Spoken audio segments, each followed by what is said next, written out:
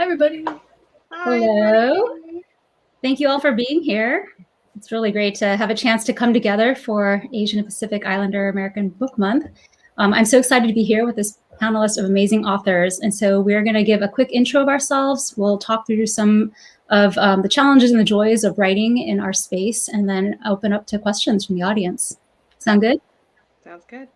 All right, so I'm going to ask my final panelists here to introduce themselves, and why don't we go in alphabetical order by first name? So let's start with Diana.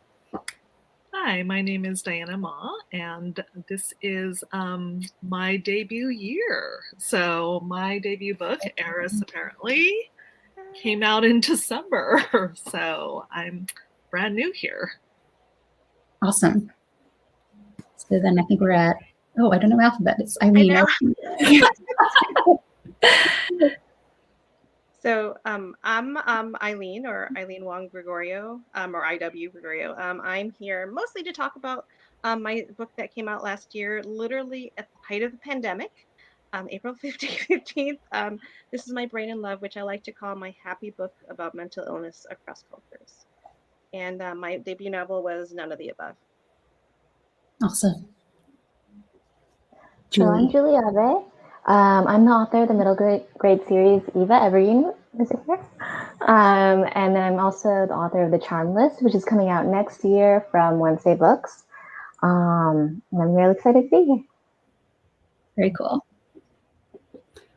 And I'm Misa Sugiura, and this is my third book. It's called Love and Other Natural Disasters. It's coming out June 8th, and yeah, I'm really excited for it. It's a tropey rom-com starring 4 girls. All right. Yeah. And let's hear from you, Abigail. I'm the author of Love Boat Taipei. It came out in January of last year, so right before the pandemic. And the sequel has not been announced yet, but I will tell you it's called Love Boat Reunion, and it comes out January 11th of next year. So it's really great to hear all these different authors. What I love about this panel is that we are all writing about Asian American characters, and yet our works, as you'll see during this panel, are all quite different. So why don't we start off then with a question. Tell us about a young adult fictional couple involving an Asian American Pacific Islander in your work. That could be either something that's published or something that you might be working on in progress. But please go ahead and jump in.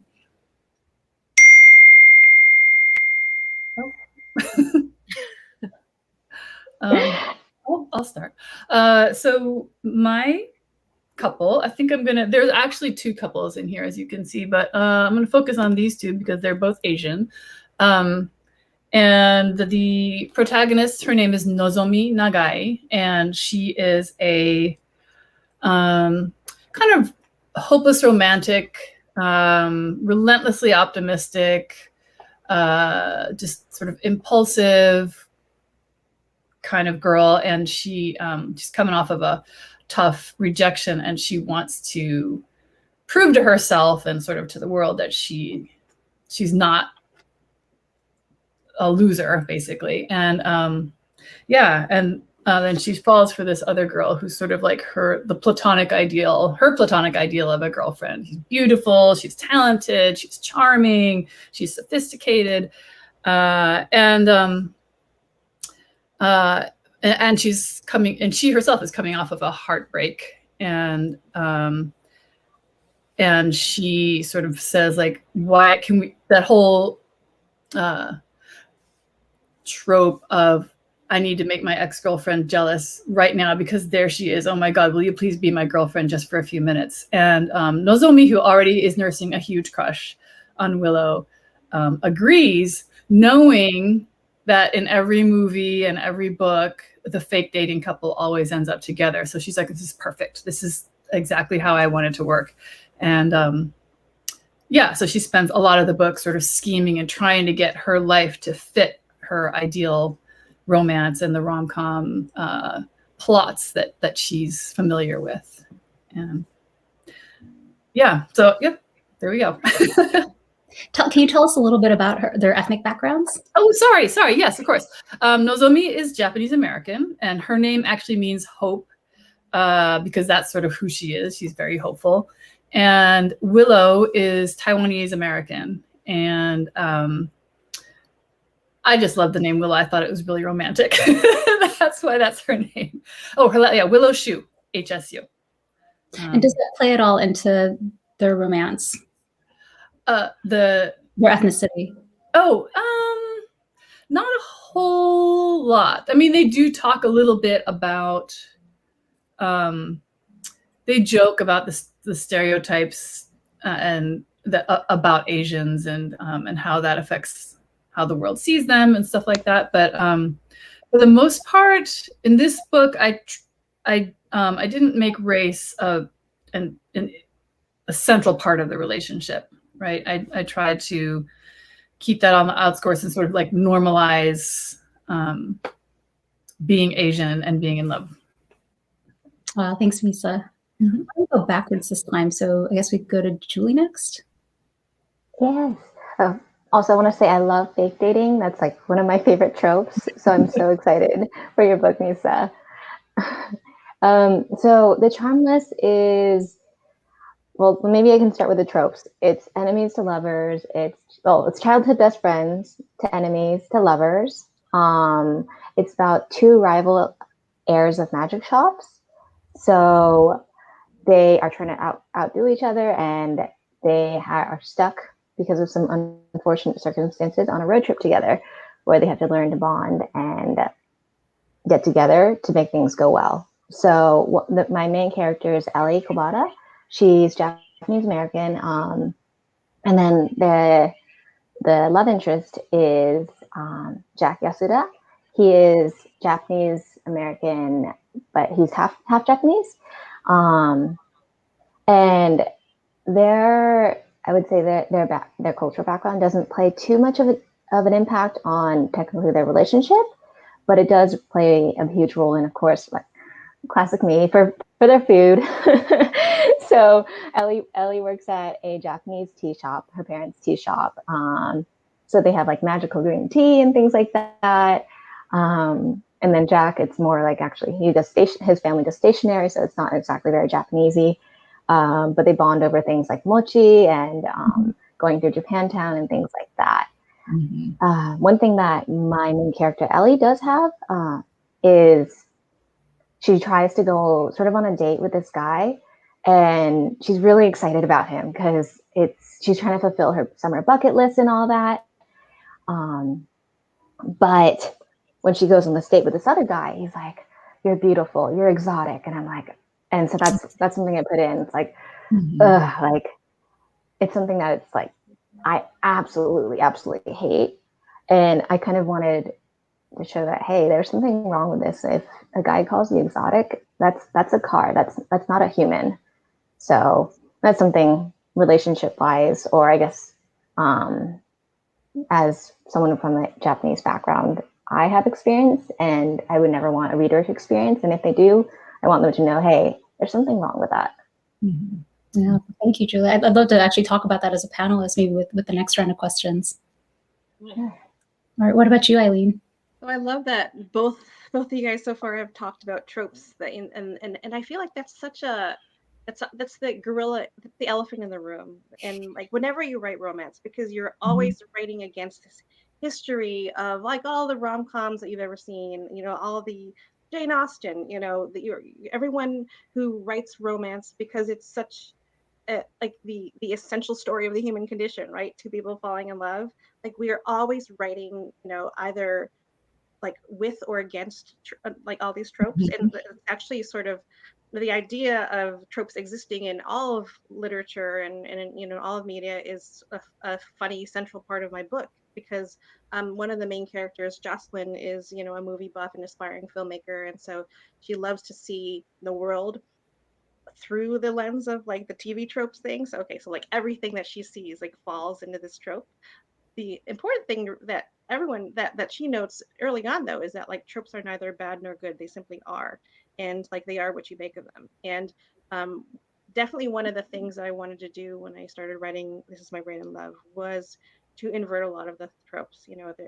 Invert tropes about the model minority, about the dragon women, about the submission to the Asian woman, and to a certain extent, all of the Asian characters in my story have little things that you aren't stereotypically Asian. Like for instance, her brother struggles with ADHD, and so it was really important for me when I made this romance story featuring an Asian American girl that the Asian American girl was actually not the one who was a straight A student.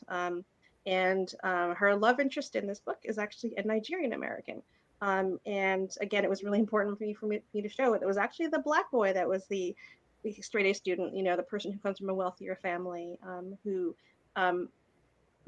bends that, that trope, that racial profiling that people undergo every time they walk down the street.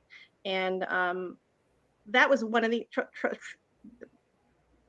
pushing against tropes is one element in their romance, and another element that was really important for me and vital in my creation of the structure of the story was to talk about mental illness and how two people who are struggling with either anxiety or depression can experience the same event and come up with very differing reactions and interpretations of things. And so when I was writing this, that was one of the most fun and challenging parts, was trying to do a dual narrative with distinctive voices, where you could clearly see how people's mental illness can affect the way they relate to people and the way that they interpret, expressions of love.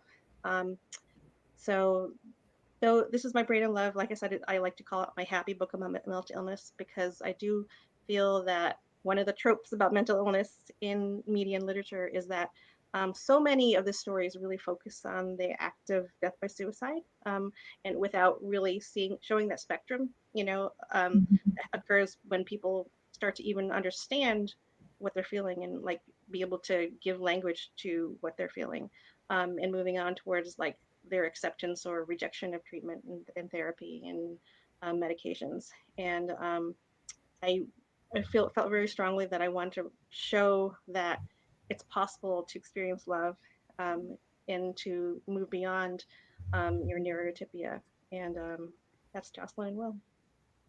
Thanks, Eileen. Diana? I love that we're jumping right into talking about tropes. This is so great.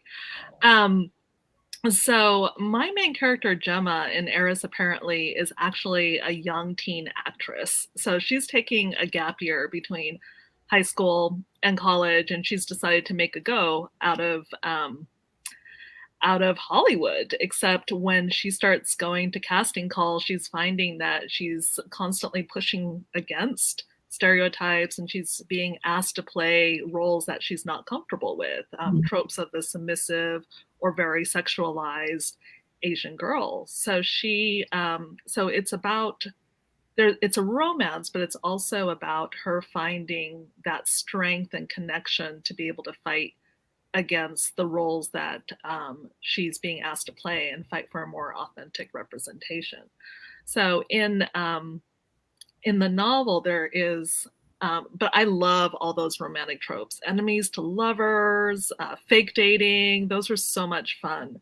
The one that I would say is probably there's rival families. I don't know if that's quite enemies to lovers, but there's rival families in Eris Apparently, and also a love triangle. And for me, it was important that both the guys that she is interested in are they're both Asian, and it really felt very important to me that there were all different kinds of hot Asian guys, because speaking of tropes, it's a really damaging trope, the sort of sexless, nerdy Asian guy. So I really wanted as many hot Asian guy representation in this novel as possible.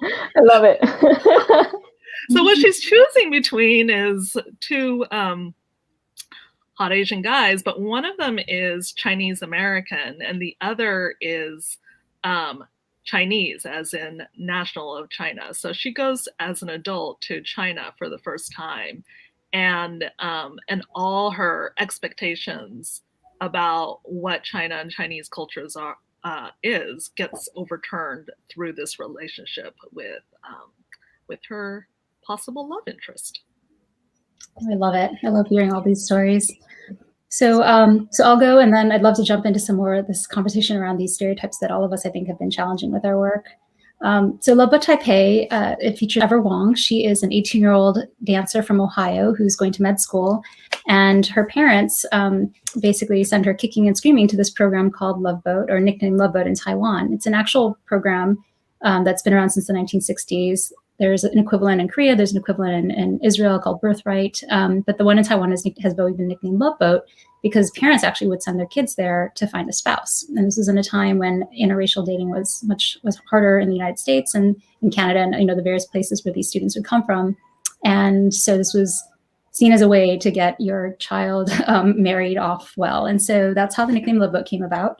Ever Wong, my character, is from a very strict family. She has never been allowed to date, no boys. Like, she's supposed to be focused on her schoolwork. And when she shows up on Love Boat, she finds out there's actually no supervision from the adults, and the kids basically go crazy. Like, these kids have been working hard. They've all gotten into college. And so now you kind of let the valve off the steamer, and they go out clubbing, they drink, they go dancing, they sneak out. And in the process, they actually do come to understand themselves in a different way.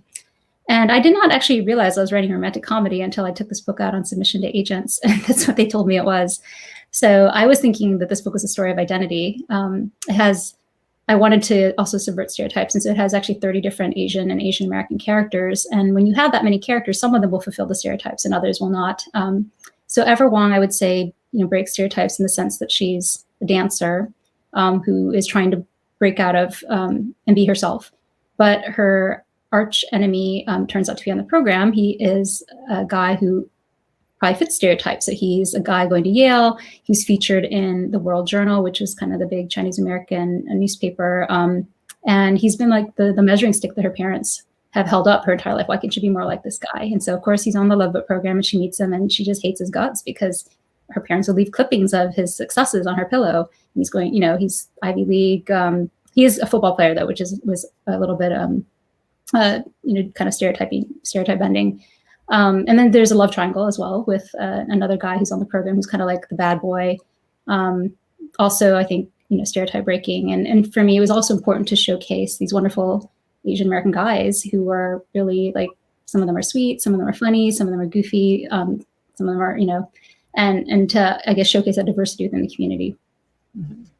So I would love to pick up kind of the point that Julie started raising too about, exoticization. And I think, Diana, you spoke about it as well. These stereotypes that we are writing against as Asian American authors. And it sounds like I think all of us were really cognizant of that at the time that we were writing.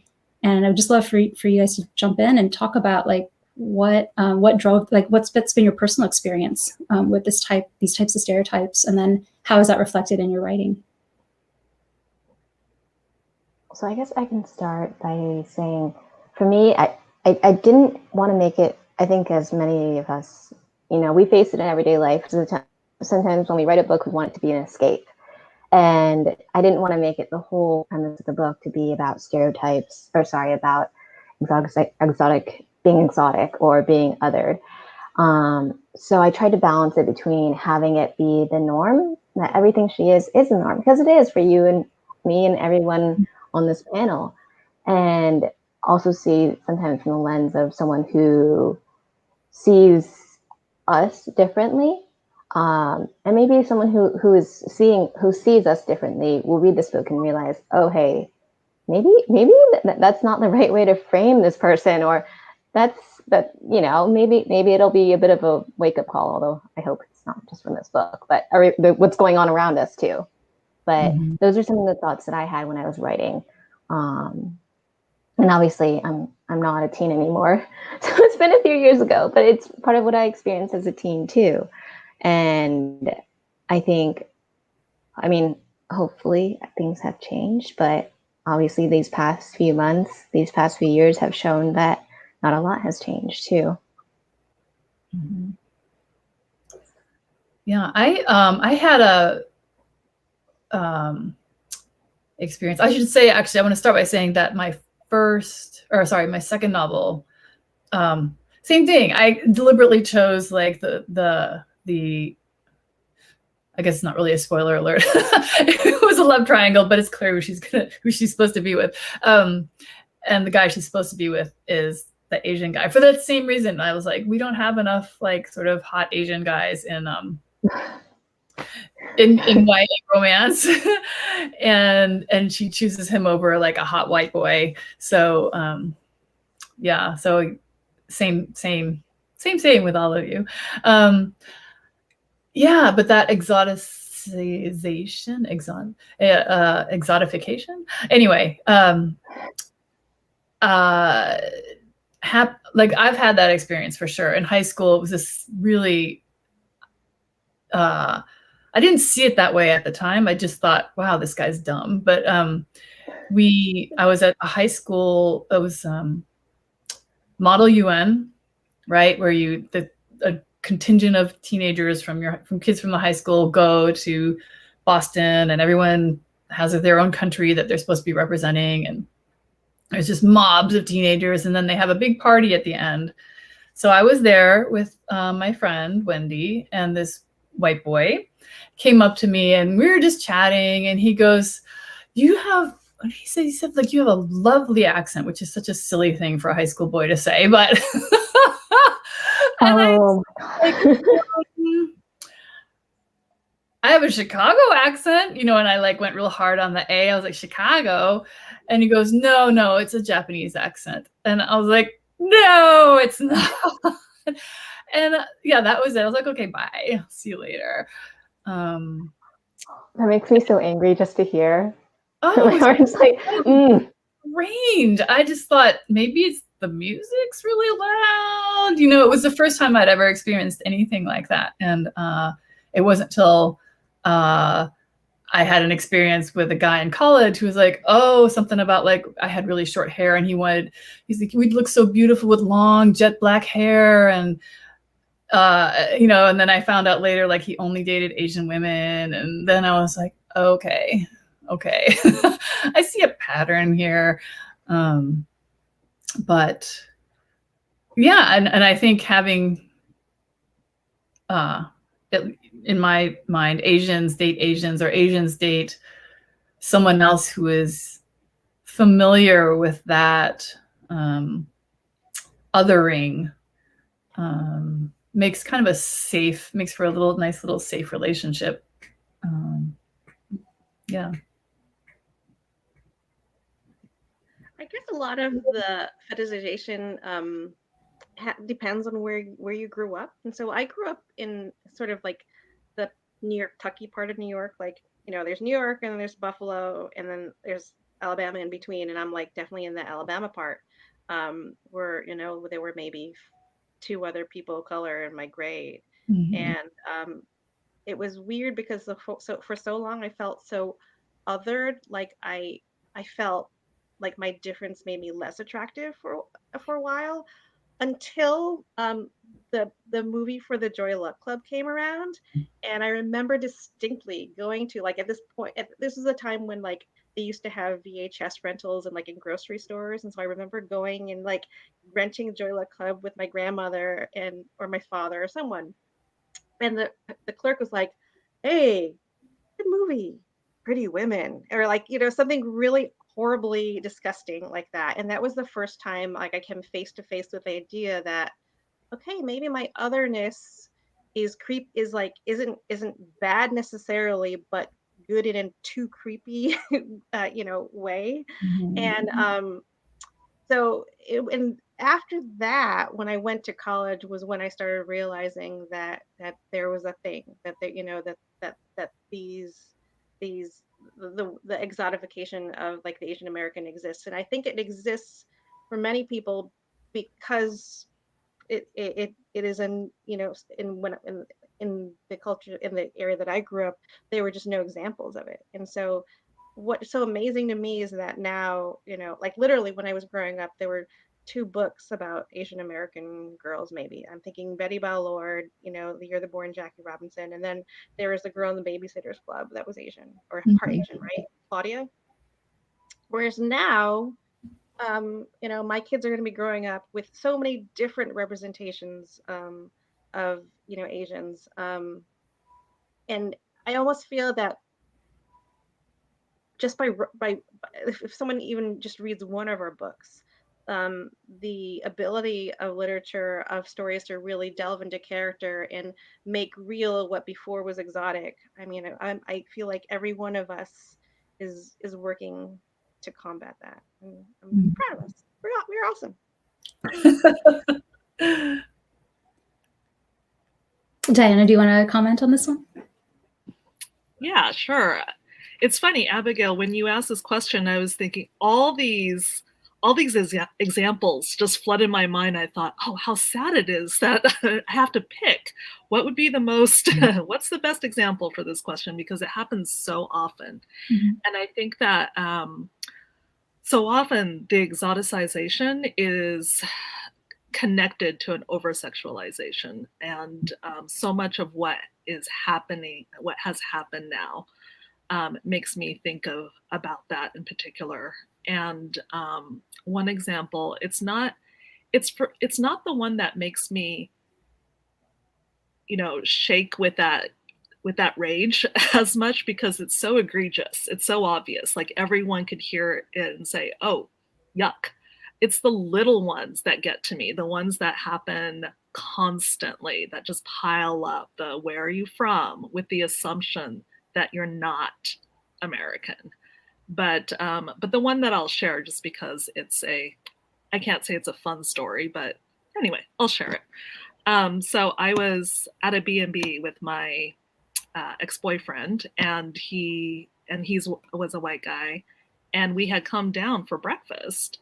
And then in the entire B&B, there were all these like really, it had a very Asian exotic feel, the decor. I'm sure you can visualize what I mean. And our host was an older white man. And as I came down the stairs into the breakfast room with my boyfriend, this man reached out and said, I just need to touch the beautiful Oriental lady's hair. He was talking to my boyfriend, not even to me. And it was like slow-mo, where, you're like, no, and his hand reaches out, and I'm just like frozen. I'm just like, this is not happening. And he touched my hair, and I was just like, I just sort of jolted back, and I was like, oh my God, I cannot believe this happened. So that's what went through my mind when you first asked me. But again, that's not the one that makes me shake with rage. It's the little things. So it's just interesting. Yeah, I think that's, most Asian American women can probably talk about these experiences that they've had. And actually, with the Atlantic shootings, I talked a bit about some of like the root causes and the fetishization. Like, what does it mean that there were so many Asian women targeted in a massage parlor in relation to someone's sexual addiction? And I was surprised to see that was not. I think most Asian American women understood that was fetishization. And it's important that we talk about it, to just kind of explain, this is actually our experience. Like I had the same experience as the first guy who asked me on a date, and we were talking on the phone for a while, and I finally asked him, like, why did you ask me out? And he said, oh, I've always liked Asian women. I think that was that moment when the light bulb switched. Like, I thought we were having really nice conversations, and it was there's something else back there. And I definitely have gone, similar to Eileen, because I grew up in a place where there were not that many Asian Americans. I kind of had both the being exoticized and called a porcelain doll, and then the flip side of it, which is that I just didn't feel like anybody wanted to date me, that I wasn't attractive. And I would hear people around me talking about how I would never date someone of another race because I'm just not interested. And so I think I definitely internalized a lot of that growing up. And it was very healing for me to go on Love Boat myself, actually, and to meet all these other Asian Americans who were so cool and really confident about their identity and proud of their identity. It was similar when I went to Harvard. I think just being able to meet all these other Asian Americans who had a stronger sense of self than I did was really healing for me. So I think that's part of my character's journey as well, like just kind of letting go some of those ways that society was trying to define who she was, and to define herself and take that back. Other thoughts on this one? It's healing to me to be able to, well, right now shop online, but go to my local bookstore and like buy a stack of diverse books that I never had when I was growing up. So things are changing for the better, and I love it. So one of my last question, and I want to open up to the panel to ask each other questions. What have been some of the unique aspects, like the challenges or the joys of writing romance in an Asian American context, outside of what we've discussed already? I think one thing that I've thought about this a lot, about what Asian authors need to consider that maybe other authors don't. And one of them obviously is this whole, we've just talked about some of like the exotification and the just tropes about being Asian. And I think we've also mentioned, like, you specifically make a choice about who the love interest is going to be, right? What race and what ethnicity and how is that going to impact the relationship, right? Because you can't just, I mean, I guess you can have the Asian girl date the white boy and never ever mention race, but I think it's difficult to do that without having to think about, okay, but what is everybody else going to think when they see this and all of that? And then this deliberate choice of an Asian love interest, hot Asian boy, or in my case, an Asian girl. So I've just completely lost my train of thought. Oh, right. Sorry. Yeah, that was one thing I have always had to think about. That was the race. And then also the sort of trope of the Asian parents, the strict Asian parents, and their attitudes toward dating or toward dating within or outside of your own ethnicity, is a decision I always have to make. Like, are these Asian parents going to be that stereotype? Or are they going to be, more contemporary, more open-minded? Yeah. So again, it's always the stereotypes that are looming over you. Like, which ones are you going to lean into and sort of take apart, and which ones are you going to completely turn over and all of that. Thanks, Lisa. For me, the joy was writing. Well, it was writing those tropes in a way that was very Japanese to me, with Japanese characters, Japanese food, and I love just, like I've read so many romance novels, and up until recently they haven't been diverse, and just being able to dive into enemies that are both Asian and turn into lovers when they're Asian, and it's so fun. Another joy I've had is the food. So just including food that, I mean, if you know the character's Japanese, like, that they'll have Japanese food, but also having other food too, just to show, hey, we do eat things that are not rice. So I think there's stereotypes in there too that I wanted to sort of show more full color of who we are and what normal is. Mm-hmm. So a quote I love is Chimamanda Adichie and her TED Talk, Danger of a Single Story. And I'm going to paraphrase, and I'm probably going to get it wrong, but she says something along the lines of, the problem with stereotypes is not that they're not true. It's that they're incomplete. They don't tell the whole story. And I just love that, because the truth of my family, because I had the same struggle, Misa, when I was writing Eris Apparently. I was like, okay, how am I going to portray the parents? Because the truth of my family is that I got good grades in school. I didn't date. And it looked like on the surface, okay, that's a model minority trope, right? And my parents, they were, they pushed me to achieve. And so when I was writing the parents in Eris Apparently, I wanted it to be an authentic story. I wanted it to come from my experience. So how do I do that without leaning into this tiger parrot stereotype or trope? And what I felt is, but they're more. If you talk about just the tiger parrot and you present it like it's this innate natural thing, then that's a dangerous single story, as Adichie would say, right? But if you talk about, well, let's peel that apart. Why did my parents push me? Why do Gemma's parents and Eris apparently push her? How much of that has to do with encountering with racism, knowing the limited opportunities as immigrants? So so unfolding their story and having them be full realized characters is the way that I approach challenging that stereotype. So in Eris, apparently her parents' big do not break rule is you will never step foot in Beijing, and they won't tell her why. And so when she lands her big role, it's in Beijing. And I didn't want it to be like this is just an arbitrary thing. This is an authoritarian thing that her parents set upon her. So I wanted to have, as the story unfolded, Gemma is discovering, oh, there's a real reason that my parents have laid down the law here and said, don't step foot in Beijing. And it has to do with their family history and it has to do with their background.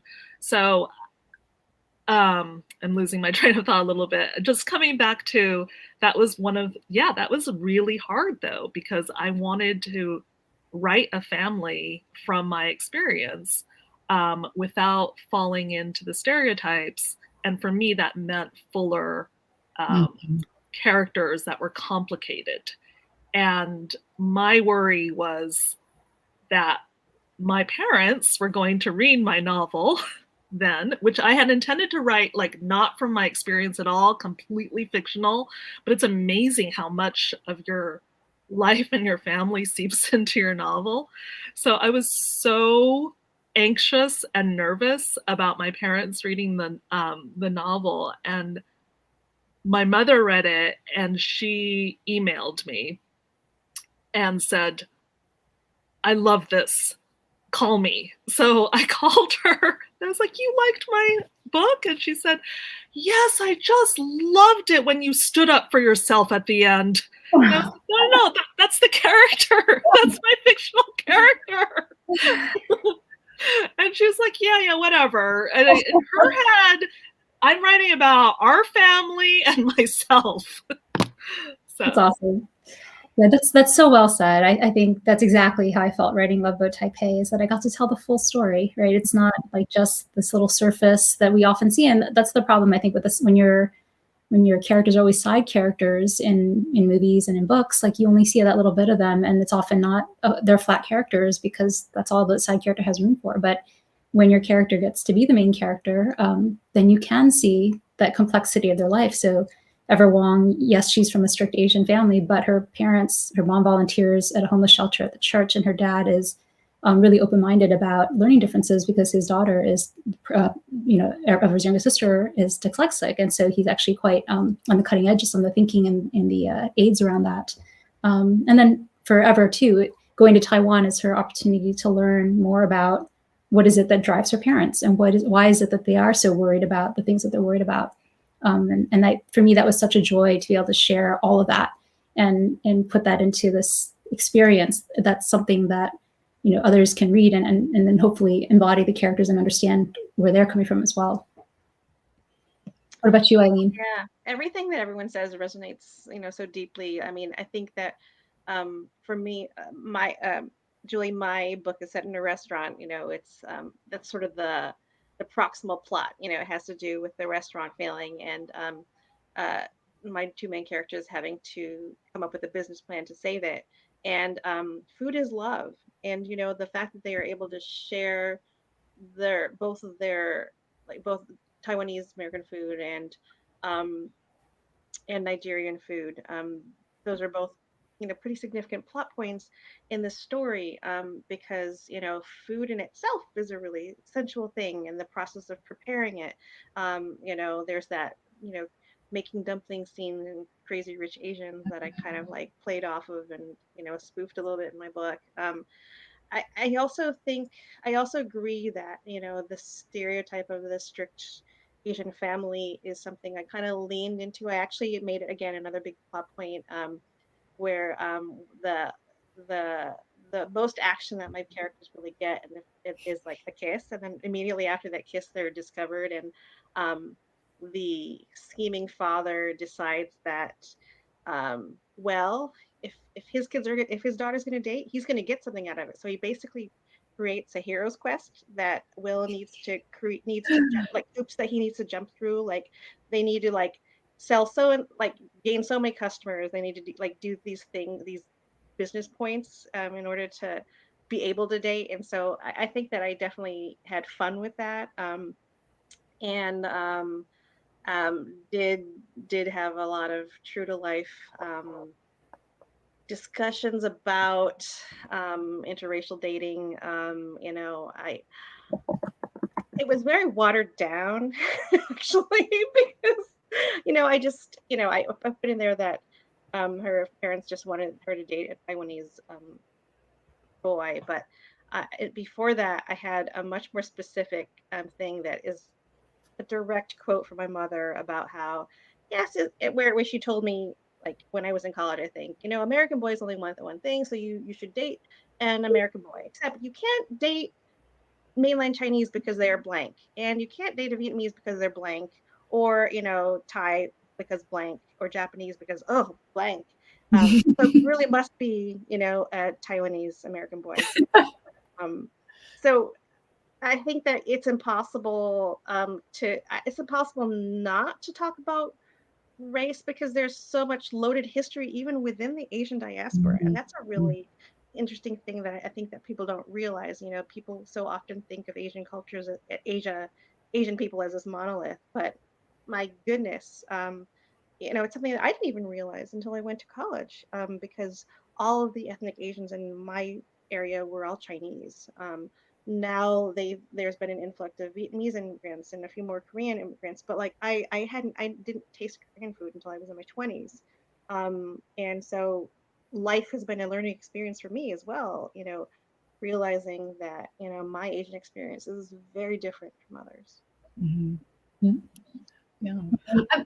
I want to say, actually, sorry to jump in at this very end thing, but like I have noticed, I think I don't know if it's the result of being the children of immigrants or or what, but yeah, so many and I think this is a wonderful thing. Many of the books that I read that are by Asian authors feature these like wonderfully textured parents. I love reading about the Asian parents. It's so often part of that conflict that these characters face is figuring out how to deal with the parents, and then finding out that the parents have this bigger backstory. I mean, that comes from being an immigrant. And I just, I that's one of my personal favorite things about reading young adult Asian American literature. And food. A lot of people talk about food too. It's wonderful. Yep. Well, it looks like actually we're at the audience question section. So why don't we start there? I think folks can submit questions, and then if we have more time at the end, we'll come back to the panel questions. So Kat, how do we get the questions? Oh, here we go. So if all your MCs from your books met each other, what would they think of each other, and where would they go to hang out? Oh, what a fun question. All right, I'll open that up. Who would like to tackle that one first? I have an idea. So there's this show called, it's on Netflix. There's a show called Ainori. It means like love wagon in English. And it's where like four girls and four guys like get in a wagon. They go to all like a tour across like Asia or like US or wherever they may be. And they're supposed to fall in love, and they do this huge proposal and stuff like that. I think our characters would be perfect, like before all their books started, and then they can go with the love interest and then just drop in the wagon and go on their trip. Love that. I think I would vote for the bubble tea shop. So I'll go too. Can I go? I don't know. I would vote for dim sum just because there's something about the chaos of it that makes it such a perfect group activity. There's something for everybody, and there's nothing quite like getting trampled on your way to one of the dumpling carts to like allow people to bond. It's a given that it'll be food based. Sure. Isn't that funny? Like, I was told, yeah. Didn't think of anything else. It's such an important part, I think, of being in a place where so much is taken away, right? And this is something that we can keep and we can treasure and we can share with each other. Yeah, and it's communal. And I think a lot of other cultures relate to it too. My editor is Italian American, and she definitely relates to the food parts of my book as well. Cool. So, Kat, next question. What are some of favorite authors or influences on your writing? Oh, great question. Who wants to tackle that one first? I love Helen Huang. She writes adult romance, and she just writes like such marvelous characters. Like I will happily wait 10 years for her next book, however long it takes, because she just writes stories that like I can't stop reading. I'm just quickly Googling the name of the author of the book. I think that there's so much talent right now in YA particular, even within, like, I'm thinking of my debut group, and I'm thinking of the authors who basically have written such amazing books that I don't even bother to write anymore. You know, like Stacey Lee, whose Luck of the Titanic is coming out tomorrow.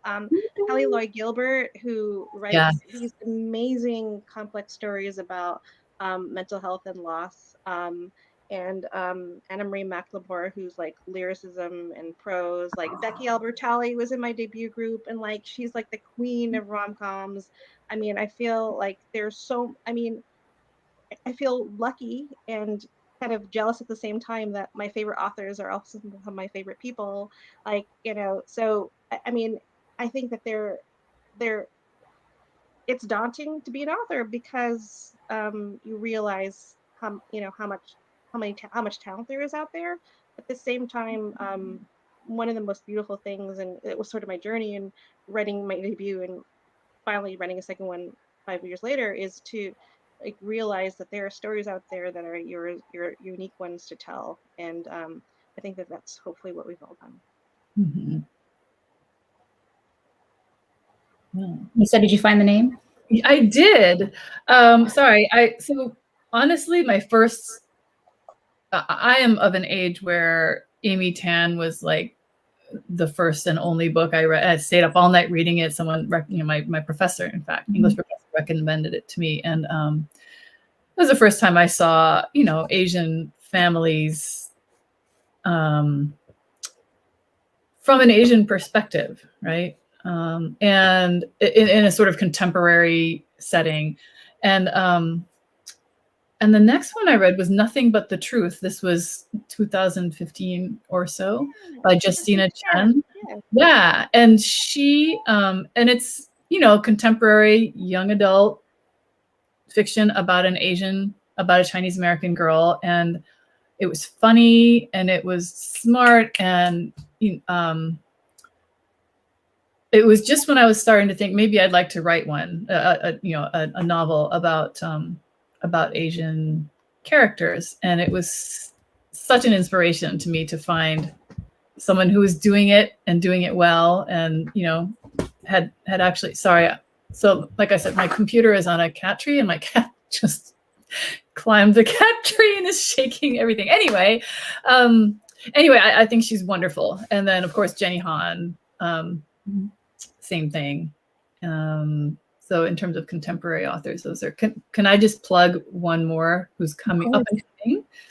I think she's publishing in October, and her name is Michelle Kwan, and she has written a book called Not Here to Be Liked, which I think is an amazing title. And it's about this sort of ambitious, driven young woman who she thinks she's going to be the editor-in-chief of her school newspaper, and she gets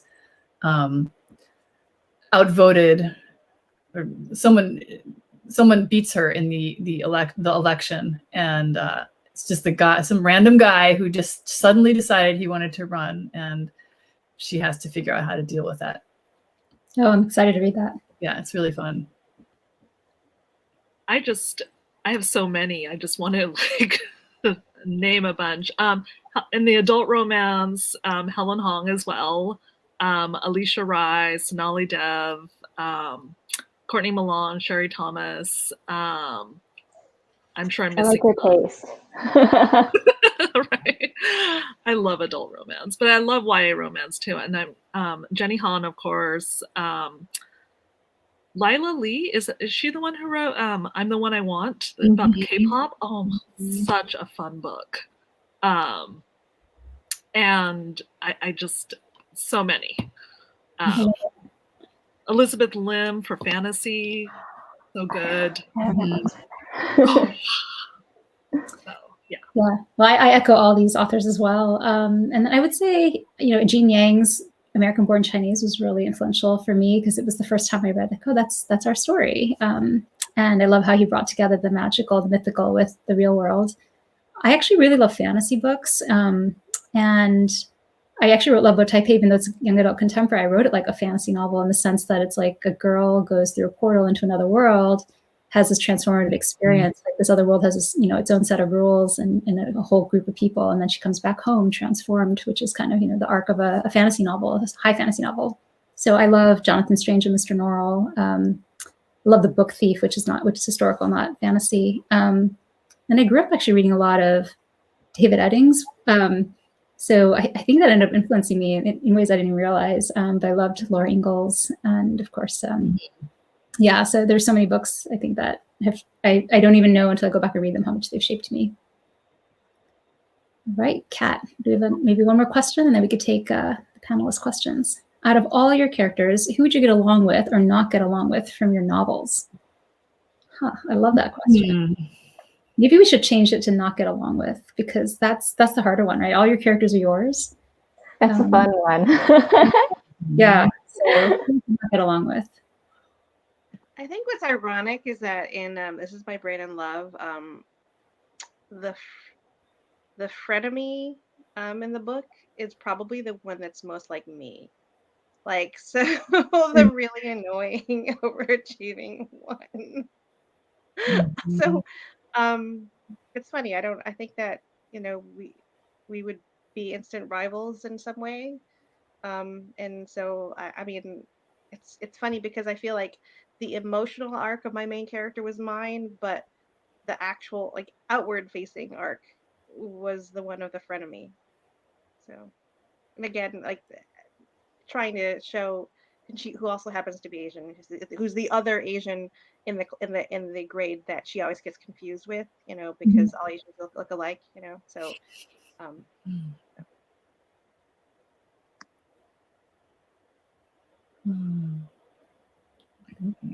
Others? I'll say it's a hard one for me actually, because I do love all my characters, even the bad ones, and I think that I might have been intimidated by Xavier, because he comes across as very kind of, he's a cool boy. He doesn't talk much. He's got all these secrets. But now that I do know him because he's my character, I would get along with him. But I think on the surface, he would have been kind of a scary thing to me. For me, it's actually really easy because I wrote this character as the love to hate character, and my main character Gemma is working on a movie, and it's directed. It's shot in China. It's a remake of M. Butterfly, and it's directed by a white director. And then they brought on a Chinese director as a co-director to work with the white director as a token of, see, we're okay here. But the white director, Jake, he's terrible, and he just says these horrible things that are just like not quite actionable, those things that are just like, well, that's terrible, but I can't really call you on it. So he's definitely Gemma's nemesis in the novel. Oh, those tiny things that you're just like, I want to say something, but I can't. Oh, those are so tough.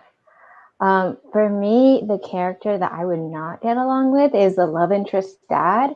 He he, like, going back to talking about parents, like, he is not he's not someone I would ever want to hang out with, because he's money driven and he is very cold and just cutthroat.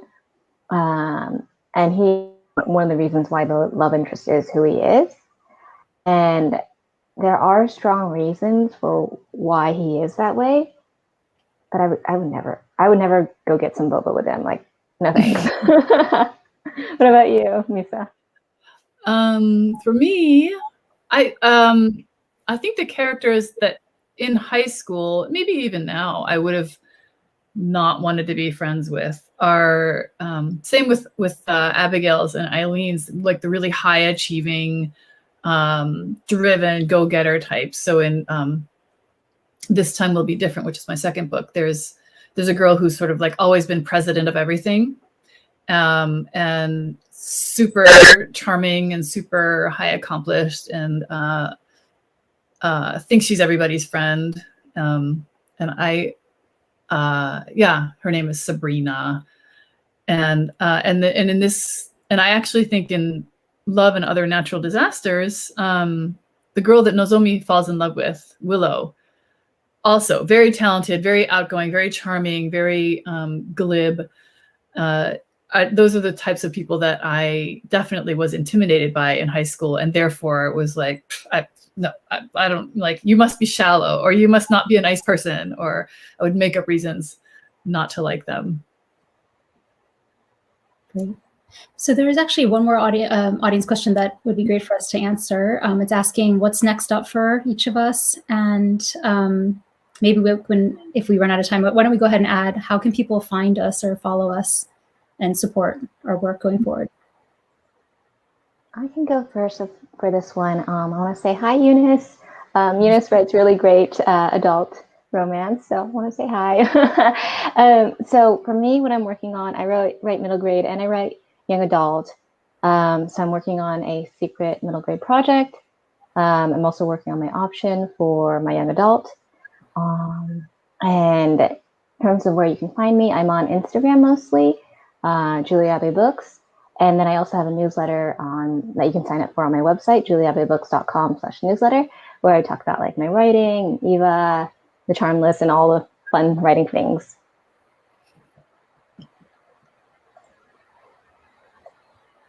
Diana, do you want to go next? Yeah, my battery's low, so I better go next. Eris apparently is actually the first in a series, the Daughters of the Dynasty series. So book 2 is coming out next spring, I think. And it's actually my main character, Gemma's mother's story as a teenager. So I get to go back in time. And I don't know how much, actually, I don't know if I can say anything about, I'm working on a middle grade novel, but I don't think I can say much about that one. Yeah, I too have the somewhat disappointing news that I am working on something that I'm not allowed to talk about. But it's very exciting. I'm very excited about it. Cool. Well, I have as I mentioned, my sequel comes out January 11th of next year. So that's exciting. I'm going through copy edits now. And then I do have a couple other projects in the works that I'm excited to share about. Best way for folks to follow me is on social media. My handle's Abigail Hingwen. And I also have a newsletter that's probably the most direct way to get updates. And that's abigailhingwen.com. And people can go there. Is there a way to share all? I think our information is shared already. So does anyone else want to share like where people could follow you? Yeah. My handle is IW Gregorio at Twitter, Instagram, and the Facebook. And my stock answer is as to what I'm working on is I'm working on surviving the pandemic. As many of you guys know, I'm a doctor in real life, so still figuring out how to do that and write books at the same time. I have an outline of a completely different book, which might be a YA historical fantasy medical thriller. But that is maybe 2032 we're looking at. I'm not sure, depending on how much world building is involved. But I very, like I said, I just want to sit and read everyone's books. So that's what I'm working on. Awesome. Well, this has been such a fun panel to be a part of. I'm really grateful, Eileen, for organizing all of us and bringing us together, and to the Asian Author Alliance for having us. So thank you. Abigail, thanks for moderating. Yeah, thank you, Abigail. Thank you, everybody. It was fun. Thank you.